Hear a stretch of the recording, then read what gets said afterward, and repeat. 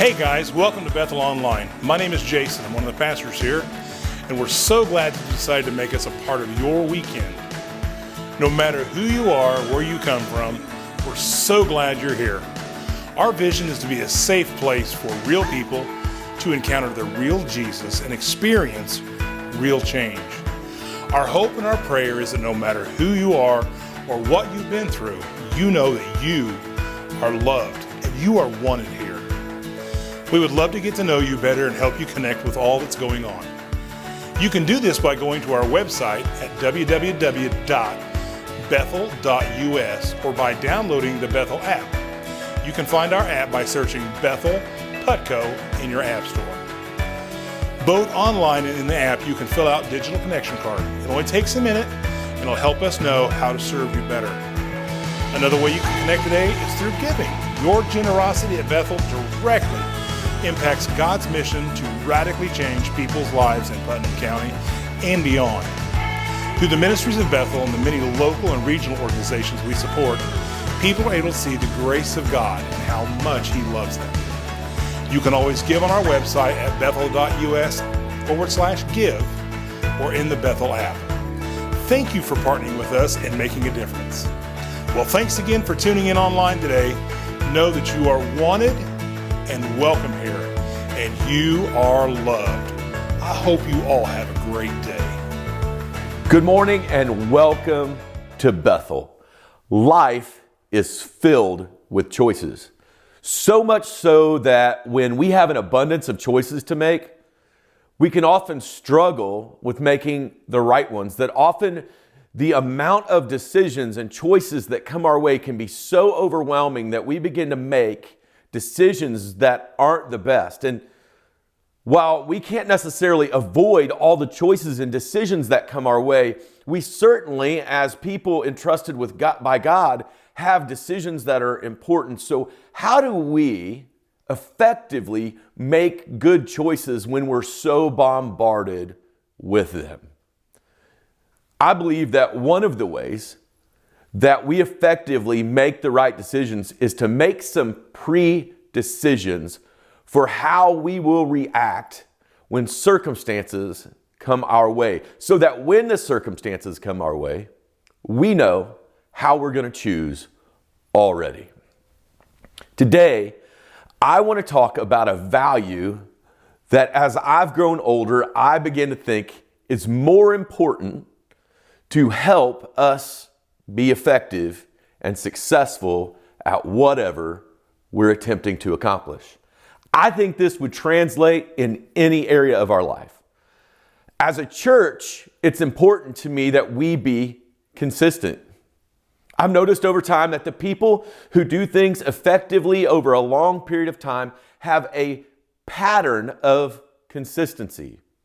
They do what they do until it becomes a part of who they are. I want our church to be consistent in making disciples. I want to be consistent in loving people. I don't just want us to have flashes of love and flashes of generosity and flashes of growth. I want us to consistently grow and consistently share God's love with the world. I want us to consistently serve.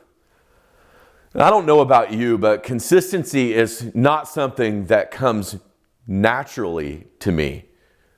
But there's a power in consistency. If you hear the great stories of great athletes, they are consistent in the pattern of behavior in their practice and in their daily life. If you find people that are effective in living healthy lives, they're consistent. Just this last weekend, I heard someone say that they were pretty confident they had worked out every day for 30 years. For me, just getting in 30 days straight is pretty incredible. I spent part of my Sunday evening this past week in an environment where consistency is absolutely necessary. We went to a benefit dinner for a ministry in our community called Recovery Raw.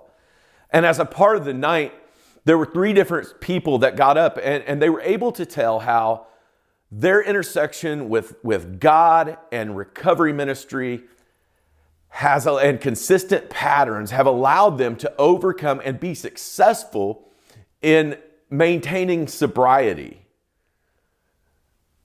I was amazed at how many times the topic of discussion of being consistent about chasing sobriety came up. When it comes to consistency, I often struggle with consistency in my diet. I struggle with consistency in daily behaviors and daily actions. When I read God's word in the book of Romans, written by a guy named Paul who accomplished a lot of things, I find that I'm not the only one who has struggled with consistency. But I'm also not the only one who saw a need to be more consistent. I believe that you have a better chance at successfully reaching your goals as a human being, as a Christ follower, as an employee, as a husband and a wife, if you're more consistent. So what does it look like to be consistent? Paul said this in Romans chapter 7. Paul, one of the people who seems to have had one of the greatest impacts on the early church. Paul, who planted numerous churches all over his region. Paul, who took the time to write nearly a third of the New Testament. Paul said this, I don't really understand myself. I want to do what's right, but I don't do it. Instead, I do what I hate. I want to do what is right, but I can't. I want to do what is good, but I don't. I don't want to do what is wrong, but I do it anyway. What Paul is saying is, I just am wrestling with what it looks like to be more consistent. Maybe for you, it's about your eating habits. Maybe like me, like you just want to be more consistent in how you love people. Maybe you want to be consistently generous. Maybe you desire to just be more patient with your children or consistent in your discipline with your children. Maybe you want to be more consistent as a part of a local body of faith. You aren't alone in that. But I want to ask the question today, what does it look like for whatever area you're feeling like you want to experience greater success in? This is true with our finances. This is true in our personal life and our relationships. That in order to do that, we have to become consistent with our decision making. And we do that by pre-deciding when faced with this particular situation.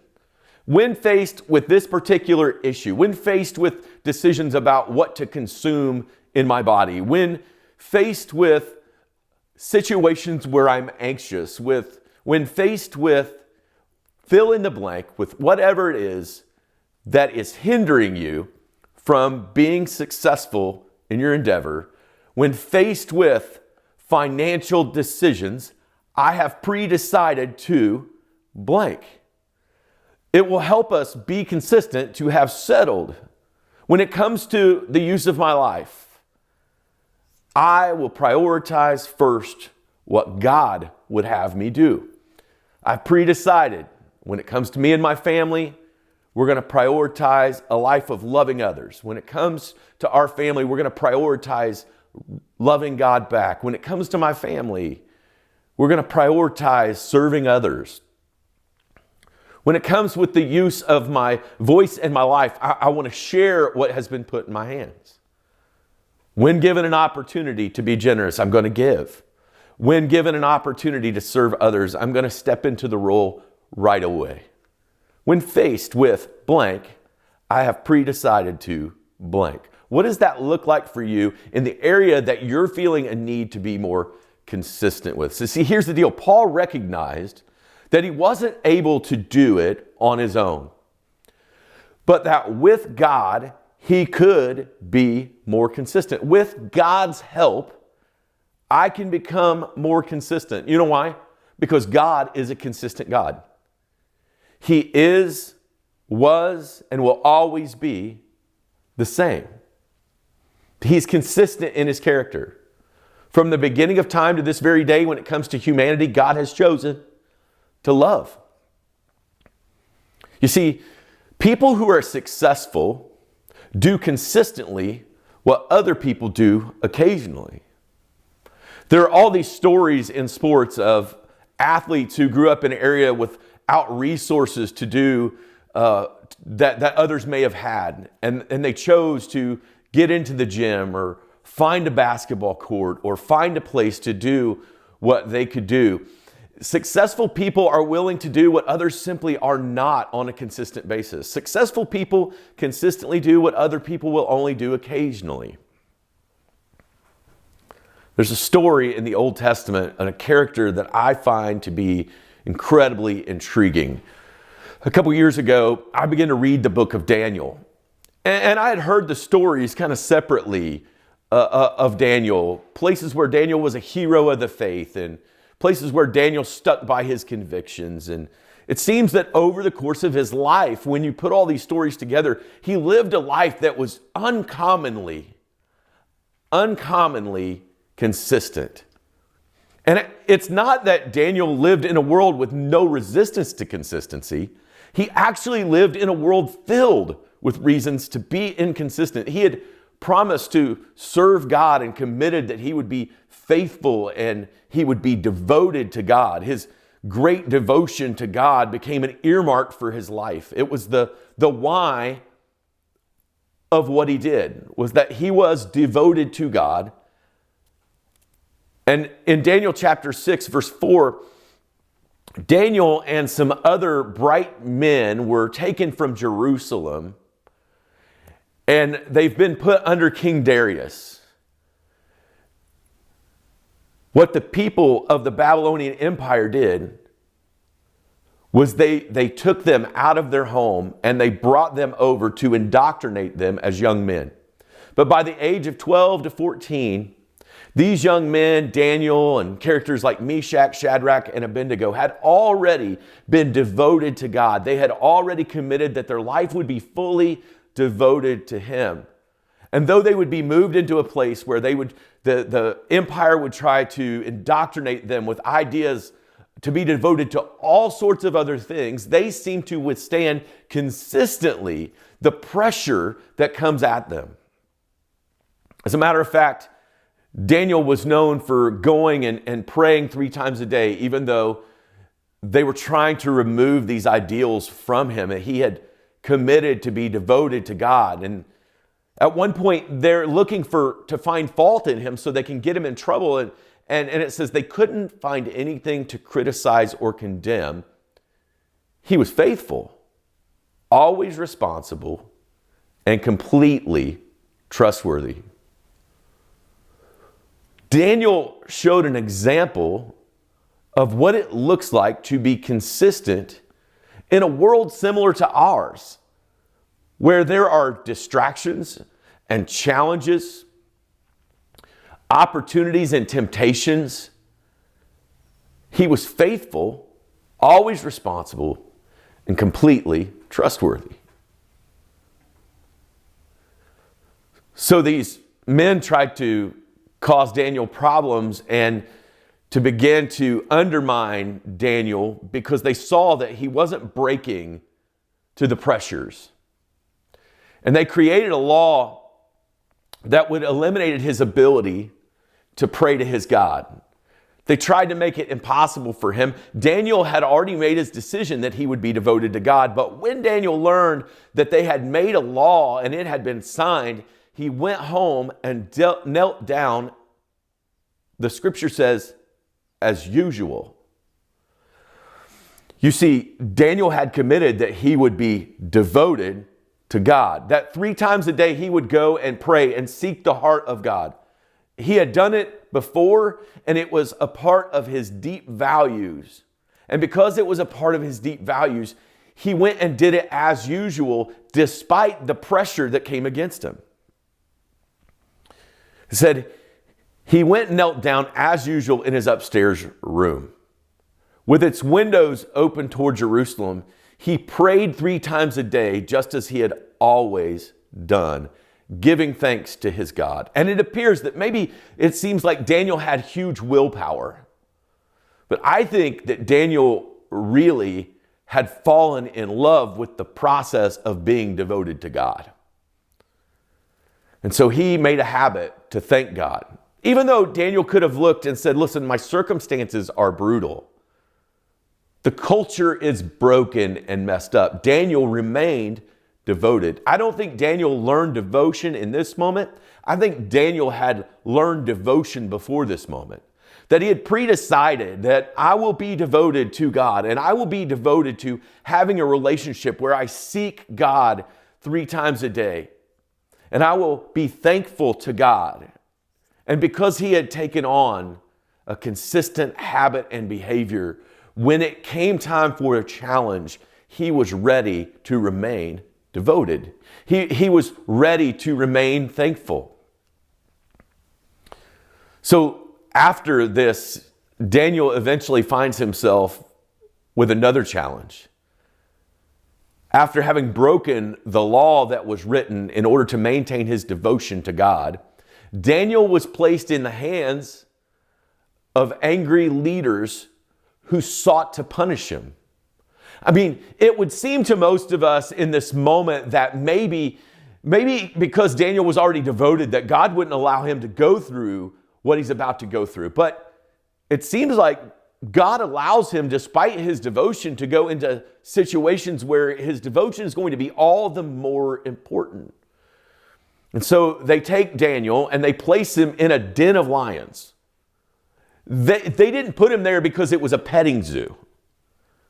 They didn't put it there so he could hug the kitty cat. The expectation was that if we place Daniel, who is devoted to God, in this place, he will be killed and his devotion to God will be no more. But after spending time in the lion's den, they went and found that the lions' mouths had been closed and that no wound was found on him. Daniel 6:23 says, and when Daniel was lifted from the den, when Daniel was successful in his devotion to God, no wound was found on him. Not because Daniel hadn't been in a bad place, not because Daniel hadn't experienced temptation, but because Daniel had been devoted and the God he was devoted to was capable of protecting him because he had trusted in his God, the scripture says. See, Daniel didn't learn to trust God in the lion's den. He had learned in his prayer closet. Daniel had learned that his devotion to God was predetermined before he ever went into the lion's den. If anything, if he hadn't spent the time in consistent habit and as usual in relationship with God, knowing the heart of God, it might have been easy for his mind to become clouded about his devotion. But instead, he was able to withstand any temptation. He was able to withstand the most powerful people of his day and ultimately be an example of how God protects those who are devoted. So how do we grow in consistency? Maybe you want to experience what it is to be successful and not living week to week financially.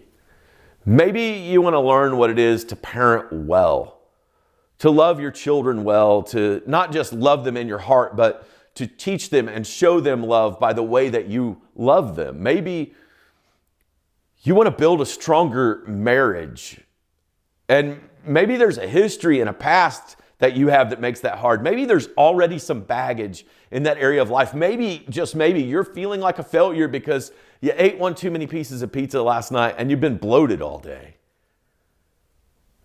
And you wonder, like, why do I do what I don't want to do? Why do I always wind up here? Maybe you're experiencing some shame in your life and you're like, I'm just a failure. But I believe we can begin to experience success when by the power of God, we begin to develop habits of consistency. Some of you have heard this message to this point and you're like, wait, I'm going to give all of my willpower to be more consistent. I'm going to go for broke. I want to ask you, have you done that before and then found yourself back in the same place? See, I believe that it isn't just all about willpower, it's about the power of God. How do we grow in consistency? We need God. But number one, we start with the why. For me personally, I want to be more consistent in the way that I love people. I find myself some days ready to pour myself out for other people. Just love deep and love well and be compassionate. And then I find myself after maybe pain or disappointment wanting to be like, man, I don't want to deal with people. Forget people. I want to be consistent. I want the story of my life to be about consistently loving people.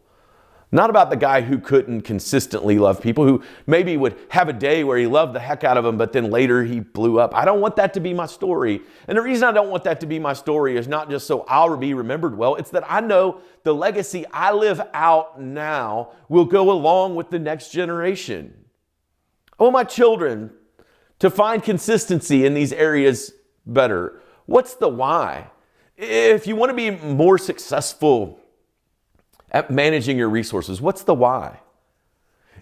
Is the why that you just want to have money in your pocket, or is the why that you want to glorify and honor God? You want to be devoted to God in another area of your life? What's the why?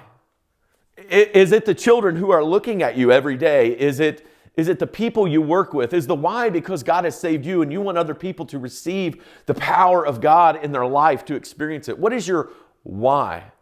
Whatever it is that you want to be successful in, it's important to ask why it's so important to you. Is it the right why? Like, do you want to be healthy because you just want to look better at the beach? Or do you want to be healthy because God has empowered you as a broken person to live with the kind of discipline that sets you up to be a vessel of His love? The why is really important. And if we want to experience success, the why, we have to get the why right. Why? We have to plan to fail, and we have to fall in love with the process. Start with the why, plan to fail, fall in love with the process. We start with the why because when you know your why, you will find a way. For most of us, there are people who matter to us behind the why. We want to be able to put our children in a better spot. We want to help our community be a better place. Knowing your why will help you find a way. As I listened to people tell their stories last night, one thing that became clear is that many of the people who told their story of sobriety had a why behind it, and it was often the people that they loved and cared for. It was that they wanted to break a generational curse. They didn't want that generational curse to be passed on one more time. Knowing your why is crucial. Why do you think Daniel prayed consistently? Because he believed that a relationship with God was worth it. He believed that the power of God in his daily life was necessary. He believed his life was in better hands when it was devoted to God. Start with the why. This is huge. It's huge in organizations. What's the why of Bethel?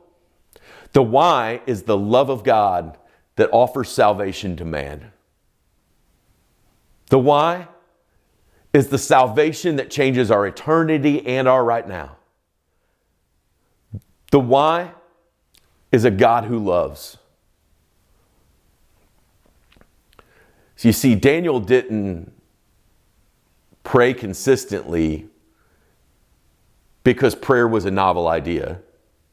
He prayed consistently because there was power in his connection with God through his prayer. So we have to define the why. Why do you want to be healthy? The reality is so many of us, we set New Year's goals every year and we're like, I'm going to drop 20 pounds. And I mean, the why is okay if you're trying to get to your summer weight, but the reality is you'll probably be right back in the same spot the next year. It's why most New Year's resolutions don't work, because we actually waited The why wasn't important enough to start now. We wait and we're like, oh, starting tomorrow, it's going to be all veggies and protein. And starting tomorrow, it's going to be hard workouts every day. But if we recognize the why now is that we've been entrusted with something from God, then that begins to motivate us right now rather than down the road. Number 2, plan to fail. Seems like horrible advice. I mean, if you fail to plan, you plan to fail. But the reality is, when we fail, we often give up. I can't tell you how many times in 44 years I have started a diet on Monday. And about Wednesday night, like we have a crazy night where we've got to be 2 or 3 places, and rather than cooking something healthy, I'm like, let me throw something in the freezer into the oven and we'll have dinner. And I'm like, I just won't eat much. And then it's something that I like, and I wind up saying, well, I could just eat 1 piece, but then I eat 2. And the next thing you know, I'm on the floor with pepperoni crumbles all over the place because I ate half a pizza. And then I wake up Thursday morning and I'm like, I kind of blew it yesterday. What's it matter? I'll eat a half pound of bacon for breakfast. One of the most powerful things I saw Sunday night was a lady telling her story of how she is growing in her sobriety. And she told about when she finally began to leave the world of using meth and she began to get healthy and life started going in a good way. And everybody in the room was just like pumped, like, oh man, she's been sober that long. That's incredible. And then she stopped and she said, and then a few months ago or a year ago, I relapsed. And my heart dropped. I was like, oh no, she relapsed. But then the story took a turn. You see, rather than continuing in her relapse, she knew that what had consistently helped her before would consistently help her again. So even though she had relapsed, she went back to her group. She got back into God's word. She began to do what she had consistently done before. Now, the scripture says that Daniel prayed as he had always done. But Daniel was human. And I don't know if there was a night where his overseer was like, hey, you got to stay late tonight. And he missed prayer. I don't know. But because Daniel had a habit of prayer, when it came time to pray, he was ready to pray. He was human. If you want to lose weight, you have to recognize you're going to go to a fundraising event one night. And you're going to have not had time to pre-plan what you're going to eat. And you're going to eat nachos and cheese and barbecue. It's going to be really good. And you're going to have to decide, am I going to get stuck in this eating behavior or am I going to continue on consistently? Listen, in the major leagues, you are considered consistent at 300 batting average. That's like less than 1 out of 3 times success. That people get on base. You're not going to be perfect. What we do when we fail is important. We need to have pre-decided what I do when I've messed up. We don't need to plan to screw up. As a matter of fact, our humanity will occasionally get to us. Life will happen. Things will not go perfectly. It is not possible for me to cook chicken fajitas every night for dinner while I'm raising a family of 3 or 5. It's just not possible. Sometimes the win is consistently paying attention to every meal. It's not possible to have a rock star workout every morning where you pour yourself out and you have absolutely gotten a pump on and you're ready to go. It's just not possible. You're going to have a morning where you leave the gym and you're like, I talked too long. I had a conversation. I didn't get back on the bench fast enough and I was a little slow this morning and lazy. And you can say, well, I just give up. Or you can come back in the next morning and be intentional about the habit. And when you're intentional about the habit and consistent with the habit, it begins to become a part of who you are. Consistency is just as much about how we react when we fail. Because so often we lose time when we get stuck in our failure. We get stuck in shame. And we begin to say that what I did is who I am, so that's just how it's going to be. See, being consistent isn't the same as being perfect. But one of the ways that we maintain consistency is to have a plan for failure. Oftentimes, when people are addicted, they know that the first step is to acknowledge there's a problem. Many of us, in our lack of consistency, often say it's not a big deal, until ultimately it becomes a big deal. Number 3, fall in love with the process. One of the gentlemen who spoke on Sunday night at the event that I was at, he said, I used to be an addict to trying things. Like I tried everything and anything that would alter my mind. I did everything. I tried everything. It was almost an addiction to try new things. And since I have begun recovery, I've fallen in love with recovery. I'm in love with the understanding of what it looks like to experience recovery and freedom. And I'm in love with hearing the stories of recovery. I want to be a student of recovery. And he pulled a paper out of his wallet that had all of these different things that he had begun to write down and remember and recognize that was common and consistent in recovery stories, like gratitude, like understanding that, oh, this is a trigger for me, I have to avoid it. You see, he's fallen in love with the process of getting better. A few years ago, before I became the pastor of Bethel, Laura and I felt like we were called to go plant a church. But when we began to look at the process of planting a church, we were so deeply in debt that we could simply not survive on the amount of resources we were going to have if we went and planted a church. I felt like I had failed my family. I hadn't managed well. I felt like we had made decisions without thinking. And at the time, I thought, I've blown my chance. I've blown the opportunity. It was an awful feeling to feel like God was prompting me to something that I wasn't able to do because I had been inconsistent. Sure, everyone wants to get out of debt. Everyone wants to not have debt. Everyone wants to have some money in their pocket. I mean, nobody is looking to be broke, poor, and eating ramen noodles. But for us, we were just at a place where we looked at the mountain in front of us and said, how on earth? How many years? And we sat down and we said, if we live off of bare minimum, if we live off of our budget, how many years will it take? And I remember looking and thinking, well, if we are perfectly disciplined, this is going to take us 6 years. It seemed like forever. And the truth is, it actually took us 11. And along the way, as we chipped away at our debt, as we drove vehicles far longer than we ever would have in the past, as we cut corners on our groceries and lived in cheaper homes so we could pay off that debt, there were times where we would feel like we were gaining ground. And something would come up and we would have to make a decision to buy a car, or we had another child and that would take time off of work, and we would be like, we're never going to get there.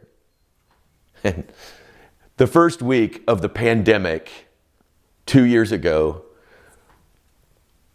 we looked in our account and realized we were able to go and pay off the very final debt that we had. By the way, in the meantime, God had put us at Bethel where the thought was we were going to pastor this church and love the people and eventually go plant a church. But along the way, as we consistently chipped away,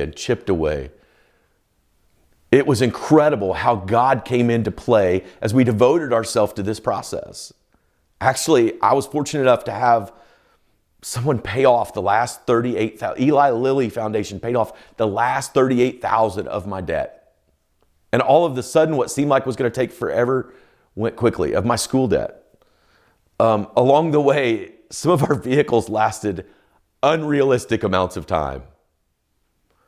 Along the way, there were some bonuses, and along the way, we also got to be a part of God planting a new church within the life of our church. Not because we were awesome, but because God gave us the ability to be consistent over time. We were able to look at this uncertain time and say, we're okay. You see, what's interesting is we fell in love with that process along the way of recognizing that every single penny put in our hands was to be more prepared to honor God. What happened along the way was that God gave us the strength to keep on even when we had disappointments. What happened was we saw how trustworthy God was. We saw how God was able to come alongside of us. And even though now our financial situation is very different from people who were having to choose, do we even drive to town today? To people who still remember the process of learning how to manage the way God would have us manage. See, if we want to experience consistency, we've got to have a clear why. Our why was we wanted to honor God. Daniel's why was he wanted to honor God with his life. He wanted to be devoted. Was that most of the time we got back up after we failed. And we fell in love with the process. I don't know what God's prompting is telling you today. And this is not a message about be debt-free, make money. This is a message about the why. Why does it matter to be consistent? I've noticed over the years the people who are successful in accomplishing their goals and things that are worthwhile, they're consistent. They're not consistent by their willpower. They're consistent in the practice, and God shows up and grants the ability. I wonder if there are some of you stuck feeling like a failure today because you do what you don't want to do and you keep falling back and you keep experiencing what feels like failure. Fall in love with the why and the process. Bethel, as I stand here looking at the camera, I'm back to the why of why we do this. We do what we do at Bethel because God gives the power and has the power to absolutely transform our lives, our future, and our right now. And in a world filled with challenges and hurt and pain and trauma, He's the answer. He's the why. Maybe you this morning, you're like, I just don't have a why worth living for. Well, the one who gave you life loved you. And because He loved you, He sets a preferential future out ahead of you. He sets a purpose for you. And to a God who would give us so much, we can begin to live consistently, and He will have no problem showing up consistently. I love you, Bethel. Have a great week. Hey, thanks so much for watching. Are you ready to take your next step? We would love to hear from you. You can send an email to hello@bethel.us. You can send us a message on Facebook, or you can let us know in the Bethel app. And speaking of the Bethel app, take a moment, if you haven't already, to go to your app store and search Bethel Putco to download our app. There's all kinds of great resources in the app. You can listen to messages, you can view the messages from Sunday morning, and you can also fill out a digital Connect card. You can do that today and each week to let us know that you're tuning in. You can also find some great information about our Bethel Kids Ministry and our Be The One student ministries. Also in the app, you can give. It's one of 3 ways you can give. With online giving at bethel.us/give, in our app, Bethel Putco, or through text. Hey, thanks again for joining us. We hope you have a great day and know that you are loved.